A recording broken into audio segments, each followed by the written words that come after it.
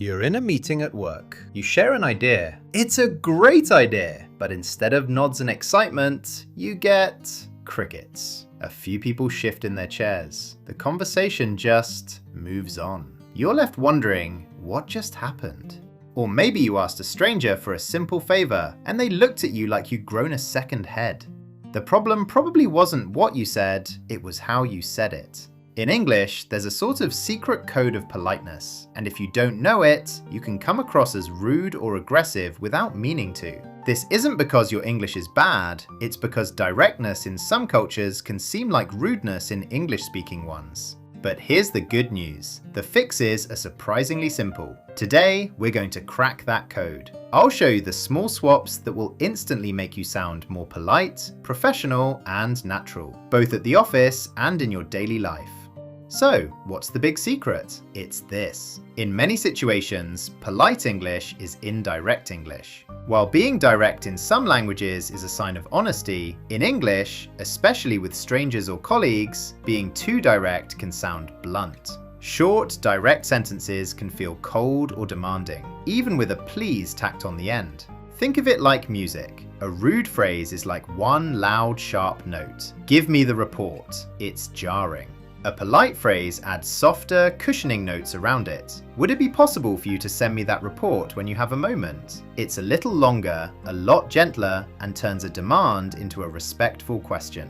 This is the core of sounding polite in English. We use what linguists call softeners. The best tools for this are modal verbs like could, would, might, and may. They create a sense of possibility, not a command. So, instead of saying, I need help, you can try, I was wondering if you could help me. See the difference? You've gone from stating a demand to asking a question that respects the other person's time.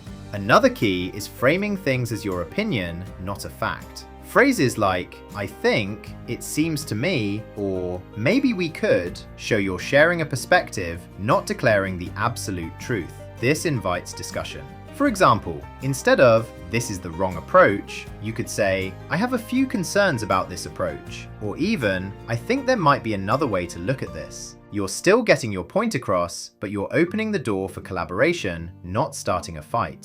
It isn't about being weak, it's about being diplomatic.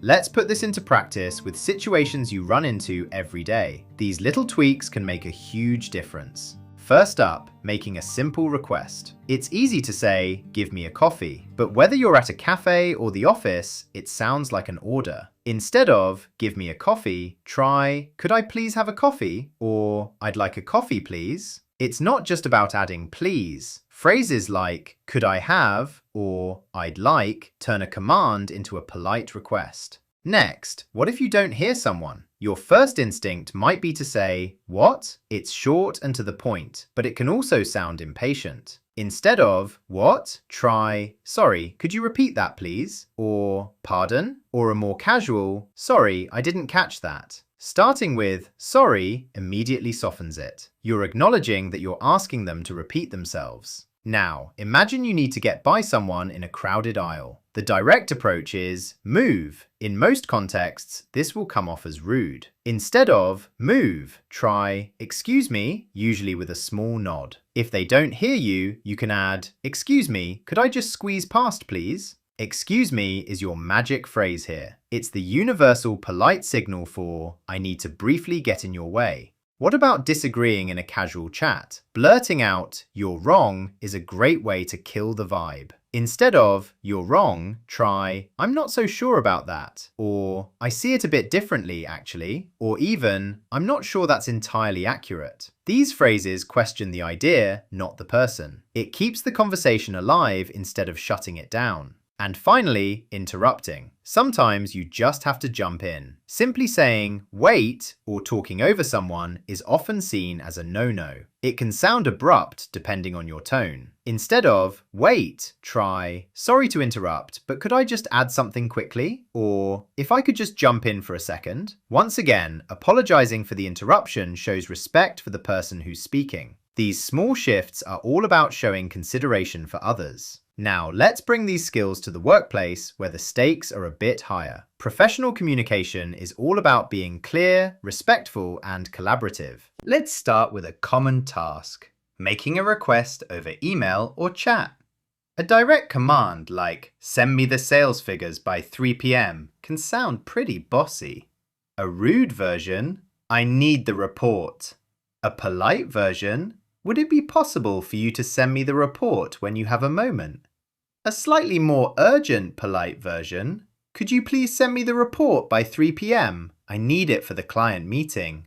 The polite versions use those great modal verbs, would and could, and often give a quick reason, which makes the request feel like teamwork, not an order.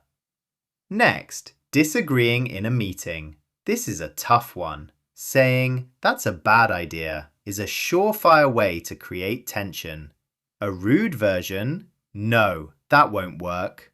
A diplomatic version, I see your point, but I have some concerns about the budget. Or, that's an interesting perspective. I was also thinking, what if we approached it from this angle? Phrases like, I see your point, are gold. They validate the other person's contribution before you offer a different view. It shows you're listening, even if you disagree. How about saying no to a request? This is tricky. A flat, no, I can't, can sound unhelpful. A rude version, I can't do that, I'm too busy. A professional version, I'm afraid I don't have the capacity to take that on right now, as I'm focused on the X project. Perhaps Brian could help.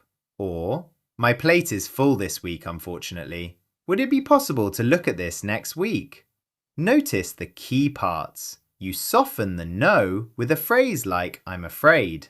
Give a brief professional reason and, if you can, suggest an alternative. This shows you're a team player, even when you have to say no. Finally, pointing out a mistake. This is delicate. You made a mistake feels like a personal attack. A rude version, your data is wrong. A constructive version, I might be mistaken, but it looks like there's a small discrepancy in the data here. Could we double check the figures together? Or, I had a slightly different understanding of what we agreed on. I thought we decided to...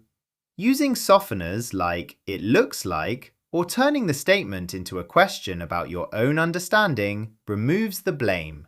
It frames it as a shared problem to solve, not one person's fault. Think about a time you struggled to find the right words in English. Have you ever worried that you might have sounded rude by accident? Share your story in the comments below. I read them, and your experiences help our whole community learn and grow.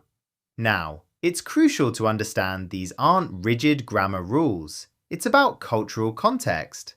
Politeness isn't the same everywhere. What's polite in one culture might seem overly indirect or even insincere in another. However, in many professional and social settings in the English-speaking world, this more indirect style is often the default for showing respect. But, and this is a big but, it's a balancing act. In some workplaces or during an emergency, directness is valued for being clear and efficient. Too many softeners can sometimes sound weak or evasive. Context is king. The goal is to be effective. Sometimes that means being direct and clear. Often it means softening your language to show respect for the other person's feelings, time, and opinion. Using this diplomatic language can show emotional intelligence. It signals that you're a considerate colleague who can handle tricky topics like disagreement and feedback in a mature, professional way. While competence and consistency are what truly build trust, being polite and respectful certainly helps create an environment where people want to work with you. So, let's recap.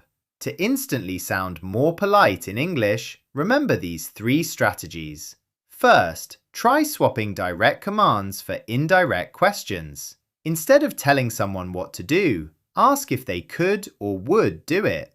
This is probably the biggest and easiest change you can make.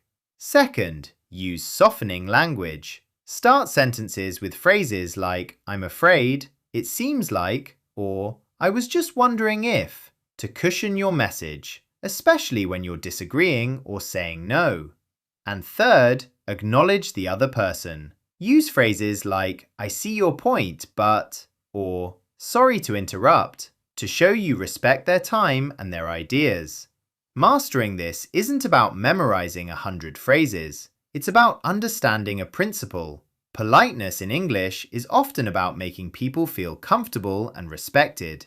By shifting from direct to indirect, from blunt to soft, and from commanding to questioning, you're not just changing your words, you're changing how people feel when they talk to you. And that is the key to truly effective communication. Thanks so much for watching. If you found this helpful, give this video a like and make sure you're subscribed so you don't miss our next one. Keep practicing, and I'll see you in the next video.